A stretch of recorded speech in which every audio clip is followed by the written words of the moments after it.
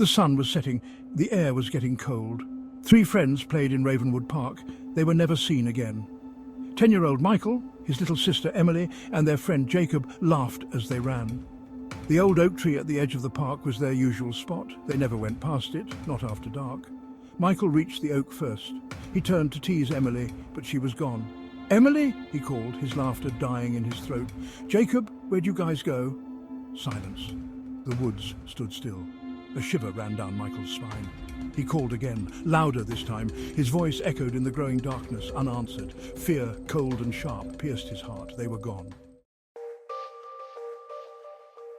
The search began at dawn.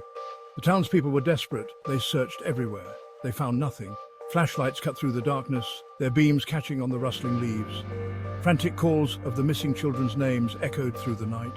But the woods remained stubbornly silent, giving up no clues. Days turned into weeks, then months. Hope dwindled with each passing season. The park, once a place of joy, became a haunted reminder of the tragedy.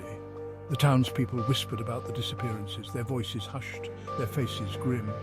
Something was wrong in Ravenswood, something dark and hungry. Stories spread, legends grew. People spoke of an ancient entity, a creature of shadow and mist. They called it the Raven. The Raven, they said, was as old as the town itself, a malevolent spirit that resided in the woods. It fed on fear, on innocence, on the laughter of children. And every few years, when the veil between worlds thinned, it would claim its due. Sightings of shadowy figures flitting through the trees were reported. Whispers on the wind seemed to form words, unintelligible, but laced with malice. The park remained deserted, shrouded in an eerie silence, a testament to the terror that had gripped the town. The legend of the Raven had woven itself into the fabric of Ravenswood. Years passed. The story faded into folklore, but the fear remained, a scar on the town's heart.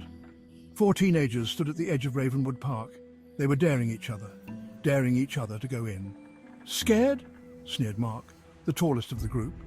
He pushed his friend David towards the darkened path. "Or are you chicken?" David swallowed, his eyes darting nervously towards the looming shadows of the trees.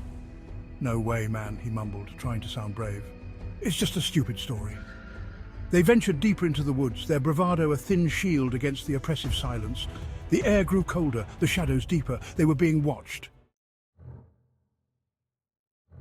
A figure appeared, tall and gaunt, shrouded in mist. The teenagers froze.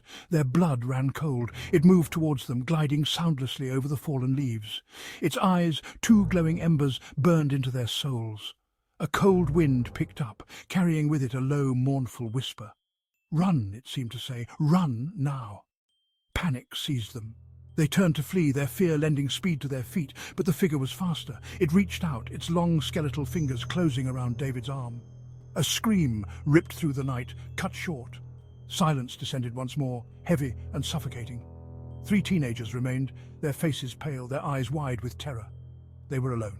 They were next. The legend of the Raven lived on.